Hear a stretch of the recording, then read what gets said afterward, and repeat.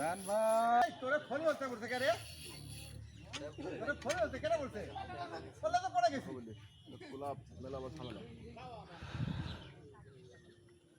মাছ মাছ ভাই উঠবে কিন্তু।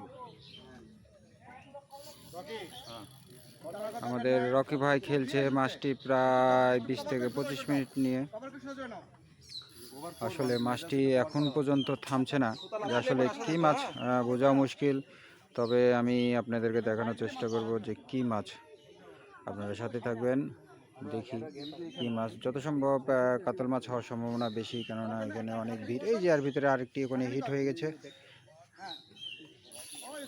আরেকটি হিট হয়ে গেছে মাছ। তো মাছটি এখনো খেলছেই, মাছটি থামেনি।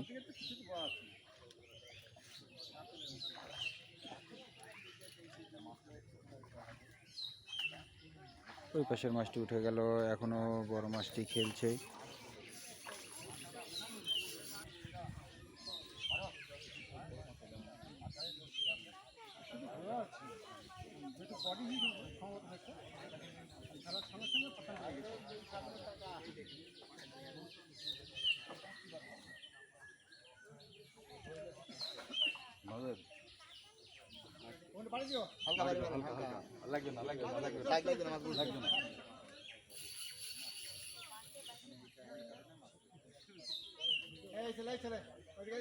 মাছটি খেলছে শিকারি, দেখবেন খুব ধৈর্য সহকারে মাছটি নিয়ে খেলছে।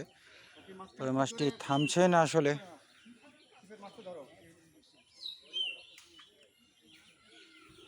ওই পাশে আর ভিতরে আরেকটি মাছ হিট করে ফেলেছে।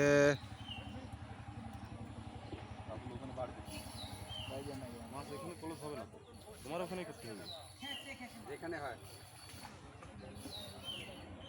মাছ দৌড় দিবে না, মাছ দৌড় দিবে না, ওখানেই খেলবে, দৌড় দিবে না।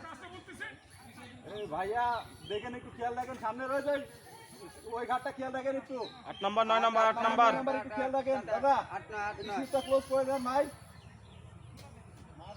লাল লাল কালাই লাল লাল।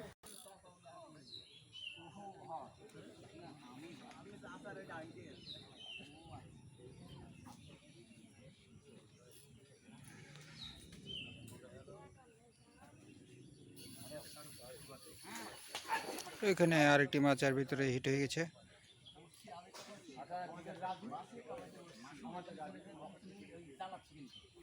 আসলে একটি মাছ খেলাত কয়েকটি মাছ হিট করলো।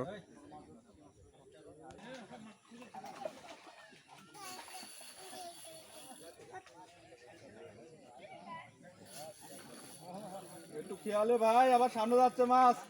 এইভাবে শিকারে যে 12 এই 10 নাম্বার 10 11 নাম্বার 10-এর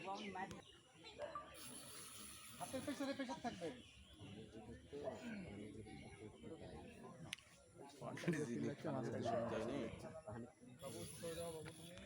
দেখা গেছে অবশেষে কাতলটি আবারও চলে গেল। এই যে কাতলটি ভাসেছে, দেখা গেছে অনেকক্ষণ পার কাতলটি ভাসে গেছে।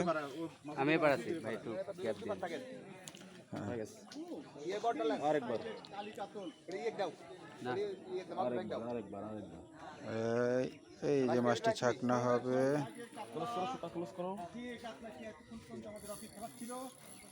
আবারও মাছ সুতা নিচ্ছে, তবে মাছ কিছুক্ষণের ভিতরে এই মাছ ক্লোজ হয়ে যাবে। মুখ লিতে হবে। হয়নি আস্তে আস্তে ধীরে আস্তে। দাঁড়াও এই যে ছাকনা হয়ে গেছে।